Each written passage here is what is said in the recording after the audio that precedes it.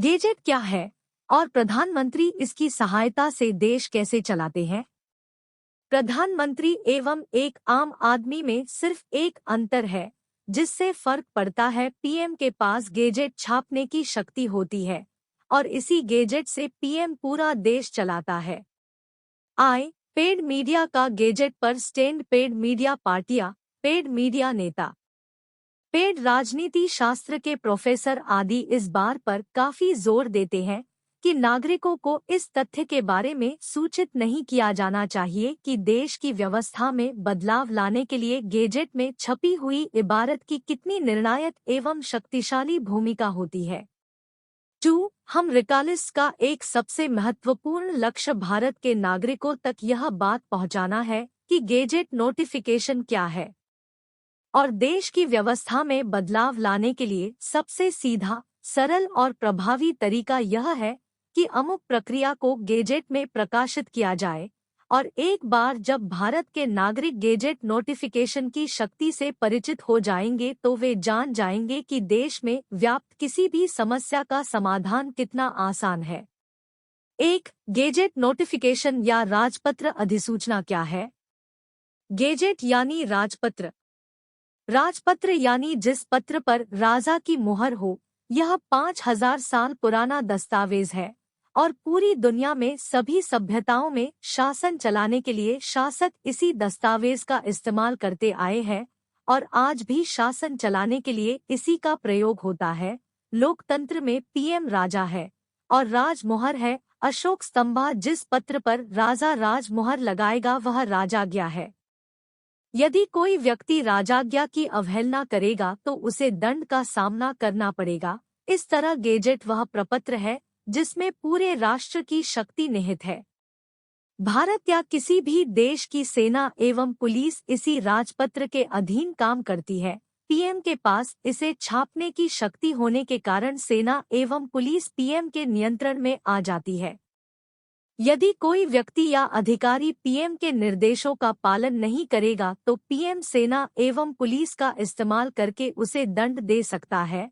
तो पीएम देश के विभिन्न अधिकारियों एवं नागरिकों को गैजेट के माध्यम से आदेश देता है एवं वे इसका पालन करते हैं। इस तरह इस एक कागज पर पीएम पूरा देश चलाता है। चंद्रगुप्त से लेकर अकबर एवं वायसराय तक सभी शासक इसी कागज से देश चलाते थे। शासन बदलने से सिर्फ मुहर बदल जाती है किंतु गैजेट वही रहता है। गैजेट नोटिफिकेशन या राजपत्र अधिसूचना कैसे काम करती है? गैजेट नोटिफिकेशन या राजपत्र अधिसूचना एक पुस्तिका है जिसका प्रकाशन केंद्रीय एवं राज्य मंत्रियों द्वारा हर महीने या समय समय पर जब आवश्यक हो तब किया जाता है। गैजेट में मंत्रियों द्वारा प्रशासनिक अधिकारियों के लिए आदेश जारी किए जाते हैं। कलेक्टर आदि अधिकारी सिर्फ वही कार्य करते हैं जो गैजेट में लिखा होता है। अधिकारी को इस बात से कोई सरोकार नहीं होता कि अमुक मंत्री ने प्रेस में या पब्लिक रैली के भाषण में क्या कहा था। उदाहरण के लिए यदि कोई मंत्री प्रेस कॉन्फ्रेंस में या रैली में या अपने पार्टी के मैनिफेस्टो में यह कहता है कि प्रत्येक परिवार को 20 लीटर कैरोसिन मिलेगा, लेकिन यदि मंत्री ने गैजेट में 10 लीटर लिखा है तो कलेक्टर प्रत्येक परिवार को 10 लीटर कैरोसिन ही देगा, क्योंकि कलेक्टर को वही करना होता है जो गैजेट में लिखा गया है, न कि वह करना होता है जो मंत्री अपने भाषण में कह रहा है। यदि कलेक्टर आदि अधिकारी गैजेट की अवहेलना करेंगे तो उनकी नौकरी जा सकती है, उन पर फाइन हो सकता है, पेंशन रुक सकती है और यहाँ तक कि उन्हें जेल भी जाना पड़ सकता है।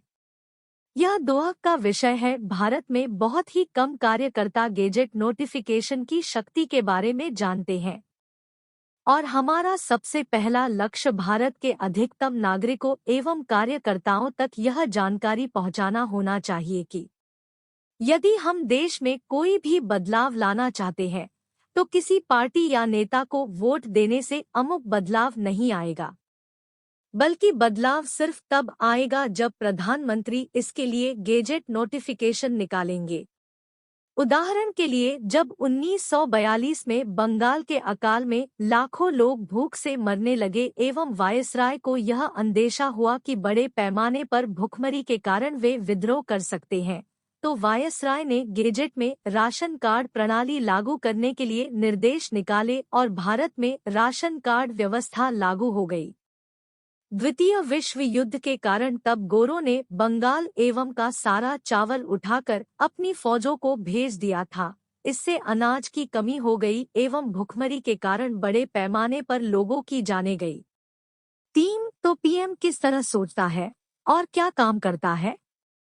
पीएम का काम सिर्फ यह सोचना है कि मैं गेजेट में ऐसा क्या छाप दूं कि ऐसा हो जाए, और जब पीएम यह सोच लेता है कि यह इबारत गेजेट में छाप देने से ऐसा हो जाएगा, तो पीएम उसे गेजेट में छाप देता है। उदाहरण के लिए, यदि पीएम सोचता है कि देश के प्रत्येक गरीब से गरीब नागरिक का बैंक में खाता होना चाहिए ताकि गरीबों को सुविधा मिले, बैंकों की ताकत बढ़े और अर्थव्यवस्था पर बैंकों का ज्यादा से ज्यादा नियंत्रण स्थापित हो, तो पीएम सबसे पहले यह सोचेगा कि मैं गेजेट में क्या छाप दूं कि ऐसा हो जाए। फिर पीएम गेजेट उठाता है और उसमें छापता है कि सभी राष्ट्रीयकृत बैंकों के निदेशकों को निर्देश दिए जाते हैं कि यदि कोई नागरिक सिर्फ आधार कार्ड लेकर आए तो भी वे उसका जीरो बैलेंस अकाउंट तत्काल खोल कर दें। अब अगले दिन से लोग देश भर के बैंकों की ब्रांचों में आधार कार्ड लेकर पहुंचेंगे और जन धन योजना लागू हो जाएगी। अब बैंक जीरो बैलेंस अकाउंट खोलने से इनकार नहीं कर सकता क्योंकि यह आदेश गेजेट में आया है। यदि वे अवहेलना करेंगे तो जेल जाएंगे। फिर पीएम सोचता है कि अब मैं और क्या करूं कि बैंकों की ताकत और भी बढ़े, तो वह गेजेट में छापता है कि सभी नागरिक अपने 1000 एवं 500 के नोट अगले 2 महीने के अंदर बैंकों में जमा करवा कर नए नोट ले ले, क्योंकि 2 महीने के बाद ये नोट गैर कानूनी हो जाएंगे। पीएम इसी गेजेट में बैंकों के लिए यह निर्देश भी छापता है कि यदि कोई व्यक्ति 1000 से 500 के नोट लेकर आए तो उन्हें नए नोटों से बदल दो। पीएम गेजेट में रिजर्व बैंक गवर्नर के लिए यह भी छापता है कि वह इतने उतने 2000 के नए नोट छापकर बैंकों को दे दे, और इस तरह पीएम गेजेट का इस्तेमाल करके 1 घंटे में देश भर को हिला कर रख देता है। यदि पीएम टीवी पर आकर यह बोलता कि बैंकों में जाकर नोट बदल लो तो कोई भी बैंक उनके नोट नहीं बदलता था। जब पीएम नोटबंदी गेजेट में निकालेगा तभी नोटबंदी लागू होगी। तो इस बात से कोई फर्क नहीं पड़ता कि पीएम भाषण अच्छा देता है या मौन रहता है, या अच्छा आदमी है या बुरा, राष्ट्रवादी है या हिंदूवादी है। फर्क सिर्फ इस बात से पड़ता है कि वह गेजेट में क्या छाप रहा है। यदि आप किसी पीएम का आकलन करना चाहते हैं तो उसके द्वारा छापे गए गेजेट को पढ़िए। उनके भाषण सुनने से आपको यह कभी अंदाजा नहीं होगा कि पीएम कैसा काम कर रहा है। भाषण और बयान देना कला का क्षेत्र है, शासन का क्षेत्र नहीं है। शासन की गीता गेजेट है। 4. प्रधानमंत्री का दफ्तर। पीएम को अपने दफ्तर में काम करने के लिए सिर्फ 4 वस्तुओं की जरूरत होती है: कुर्सी, टेबल, कलम और गेजेट। कुर्सी, टेबल और कलम सभी दफ्तरों में होती है, लेकिन गेजेट सिर्फ पीएम एवं सीएम के पास होता है। पीएम गेजेट का इस्तेमाल करके पूरे देश को हिला सकता है, लेकिन बिना गेजेट के पीएम एक पत्ता तक नहीं हिला पाएगा। तो पीएम गेजेट में इबारतें छापने के अलावा जो भी गतिविधियां करता है उससे कोई निर्णायक बदलाव नहीं आता। बदलाव सिर्फ तब आएगा जब वह गेजेट उठाएगा। उदाहरण के लिए, यदि पीएम चाहता है कि भारत में पुलिस एवं जजों के भ्रष्टाचार में कमी आए तो सबसे पहले पीएम को यह सोचना पड़ेगा कि मैं इसके लिए गेजेट में क्या छापूं। यदि पीएम भारत में पुलिस एवं जजों के भ्रष्टाचार में कोई कमी नहीं ला पा रहा है तो इसकी सिर्फ 2 वजह है। एक, पीएम को वह इबारत नहीं सूझ रही है जिसे गेजेट में छापने से पुलिस एवं जजों के भ्रष्टाचार में कमी आएगी। या 2, पीएम पुलिस एवं जजों का भ्रष्टाचार कम करने के लिए आवश्यक इबारत जानबूझकर गैजेट में छापना नहीं चाहता। स्थिति 1 में पीएम निकम्मा है और स्थिति 2 में पीएम भ्रष्ट है तथा पुलिस जजों का भ्रष्टाचार कम करने में उसकी कोई रुचि नहीं है। और व्यवहारिक सच्चाई यही है कि पीएम कभी निकम्मा या अक्षम नहीं होता, क्योंकि उनके पास सलाह देने वाले काफी बुद्धिमान व्यक्तियों का समूह उपलब्ध होता है। 5. प्रधानमंत्री के गैजेट निकालने की प्रक्रिया एवं सीमाएं क्या है?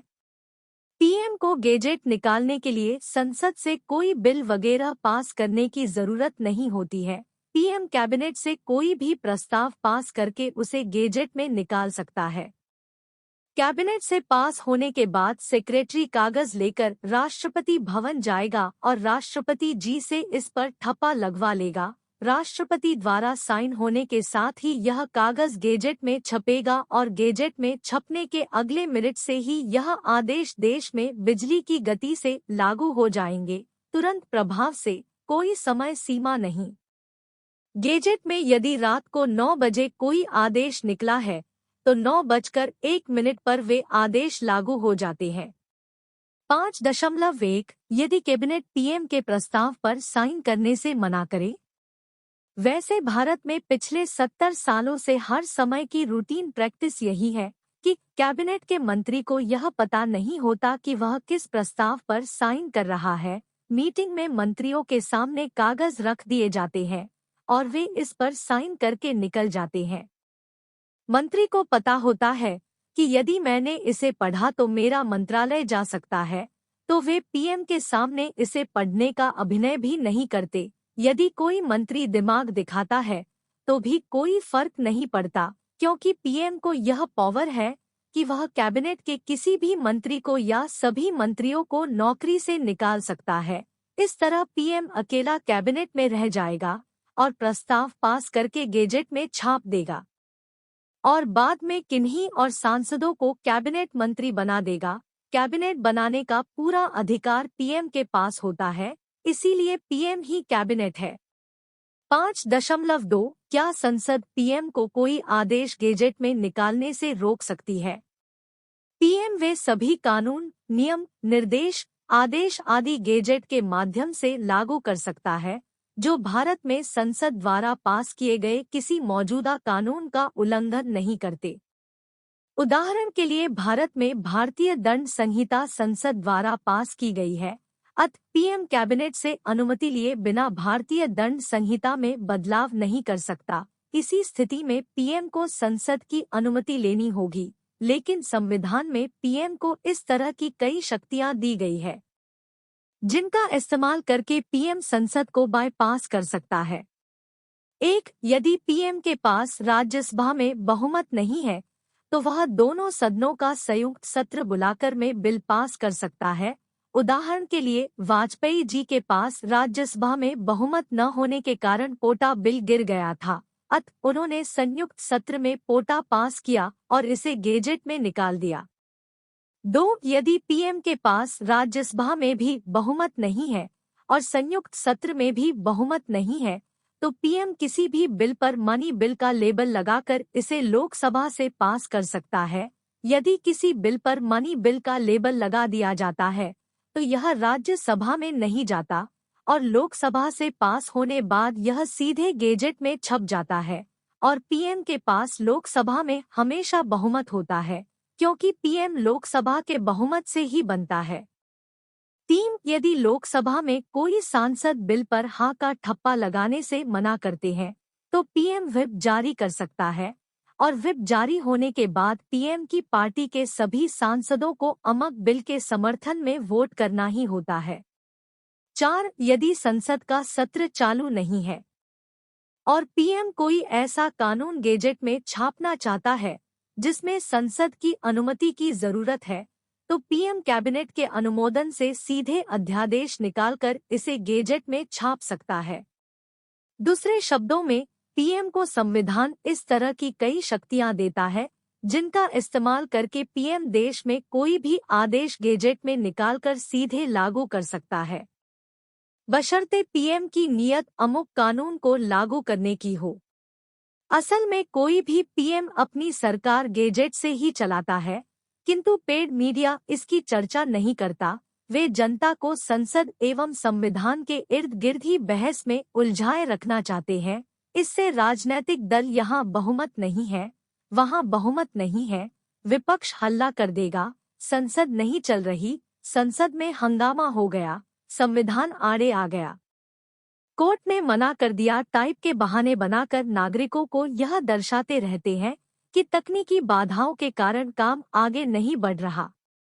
यदि नागरिकों को गैजेट की शक्ति के बारे में मालूमात हो जाए तो वे पीएम से कहेंगे कि संसद और संविधान को छोड़ो और ये आदेश गैजेट में छापो, तब पीएम के पास कोई बहाना नहीं बचेगा। तो नेता वगैरह संसद में आकर टाइम पास करके चले जाते हैं और जो काम उनको करना होता है उसके लिए गैजेट में आदेश निकाल देते हैं, लेकिन पब्लिक डिमांड का इश्यू आने पर संसद का हवाला दे देते हैं।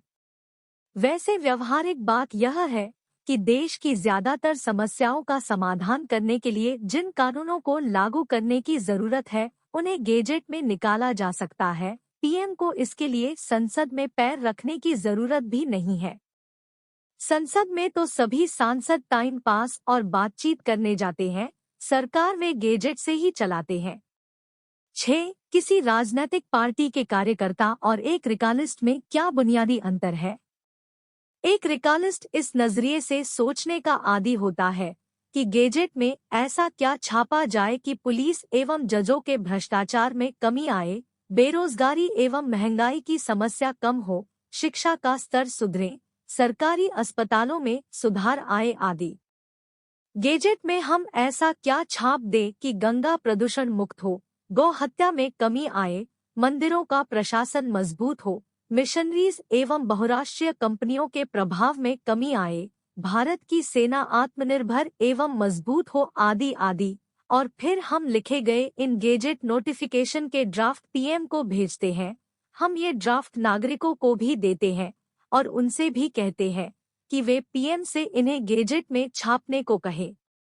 उदाहरण के लिए, यदि कोई सामान्य कार्यकर्ता भारत में जनसंख्या वृद्धि को लेकर चिंतित है तो वह पीएम से यह मांग करेगा कि जनसंख्या नियंत्रण का कानून बनना चाहिए, या पीएम से कहेगा कि वे जनसंख्या नियंत्रण कानून बनाएं, जबकि एक रिकालिस्ट सबसे पहले वह इबारत जुटाएगा जिसे गैजेट में छापने से जनसंख्या नियंत्रण होगा, और फिर वह पीएम के सामने यह मांग रखेगा कि भारत में जनसंख्या नियंत्रण करने के लिए पीएम को यह इबारत गैजेट में छापनी चाहिए।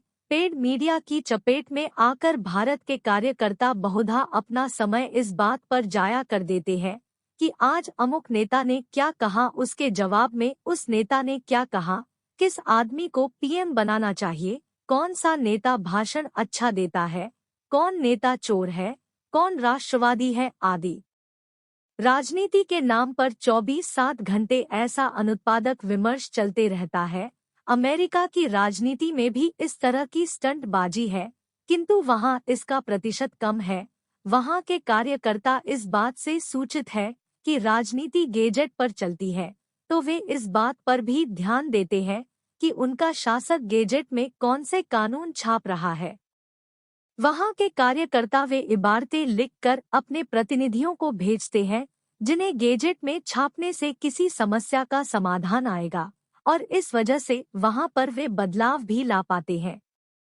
जबकि भारत के ज्यादातर कार्यकर्ता पहले दौर में समस्याएं उठाते हैं और दूसरे दौर में यह सोचना शुरू करते हैं कि हम किस नेता को चुने कि वह पीएम बनकर इस समस्या का समाधान करेगा, और फिर वे पेड मीडिया द्वारा दिखाए गए 2 से 3 चेहरों में से किसी एक सबसे कम बुरे चेहरे को चुनते हैं और अगले 5 वर्ष तक उस समस्या के समाधान का इंतजार करते हैं।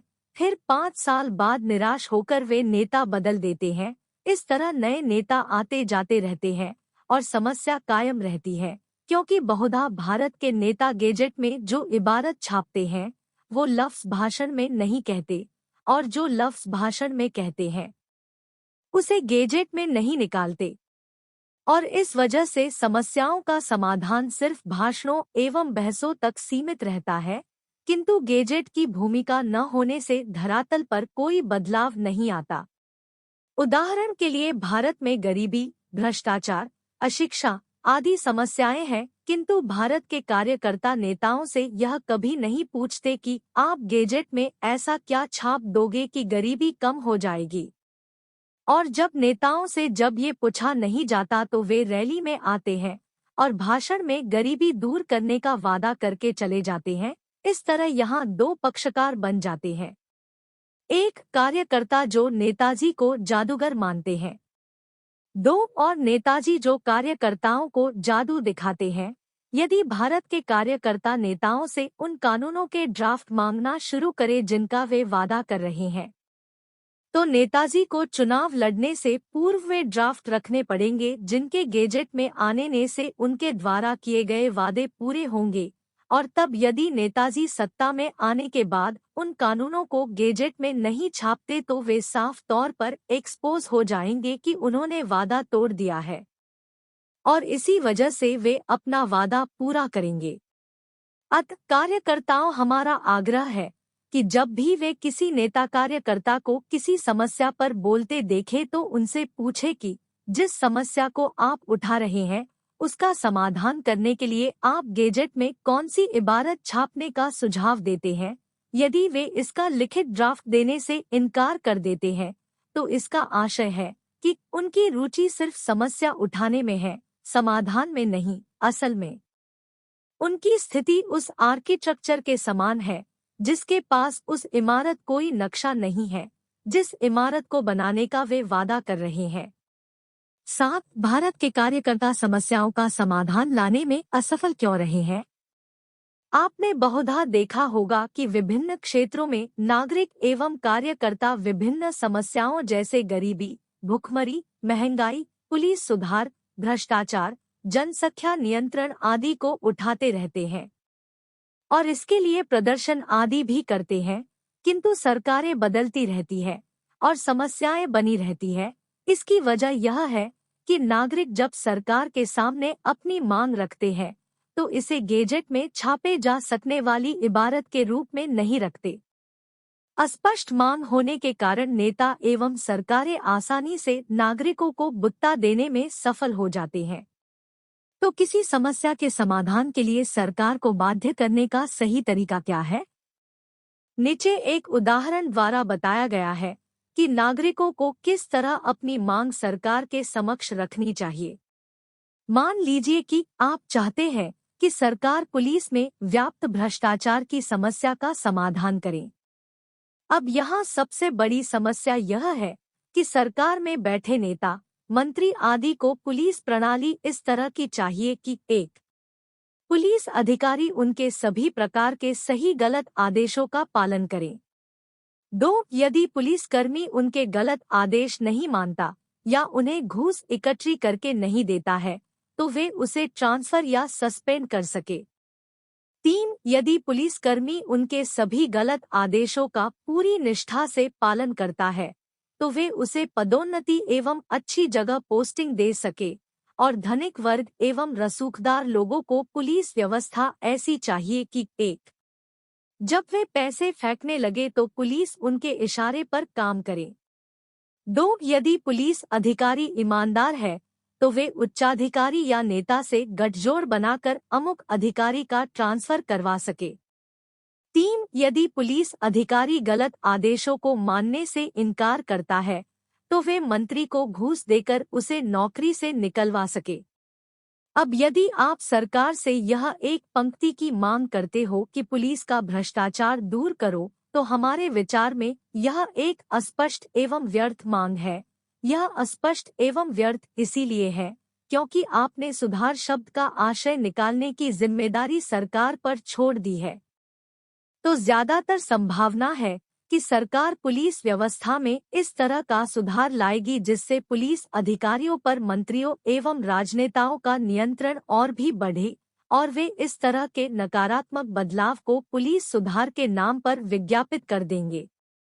तो यदि कोई नागरिक कार्यकर्ता पुलिस से भ्रष्टाचार दूर करने में रुचि लेता है तो उसे सबसे पहले वह ड्राफ्ट प्राप्त करना चाहिए जिसे गेजेट में छापने से भारतीय पुलिस में से भ्रष्टाचार दूर हो सकता है, और फिर सरकार से यह मांग करनी चाहिए कि वे पुलिस का भ्रष्टाचार कम करने के लिए अमुक ड्राफ्ट की इबारत गेजेट में छापें। और इसी तरह यदि आप सरकार से गरीबी कम करने की मांग कर रहे हैं, तो आपके पास सबसे पहले वह ड्राफ्ट होना चाहिए जिसे गेजेट में छापने से गरीबी कम होगी, और तब आपको सरकार से यह मांग करनी चाहिए कि वे गरीबी कम करने की अमुक इबारत गेजेट में छापें। यदि भारत के ज्यादा से ज्यादा कार्यकर्ता ड्राफ्ट आधारित मांग आगे बढ़ाने लगते हैं, तो जल्दी ही भारत की ज्यादातर समस्याओं का समाधान किया जा सकता है। विभिन्न राजनैतिक पार्टियों के नेता एवं कार्यकर्ता जो भी समस्याएं उठा रहे हैं, उनसे समस्याओं के समाधान के ड्राफ्ट मांगिए। यदि कोई बुद्धिजीवी सोशल मीडिया आदि मंचों पर किसी समस्या को उठा रहा है, तो उससे पूछिए कि अमुक समस्या का समाधान करने के लिए वे गेजेट में कौन सी इबारत छापने का प्रस्ताव रख रहे हैं। भारत की सभी समस्याओं के समाधान जानने के लिए लिंक पर क्लिक करें।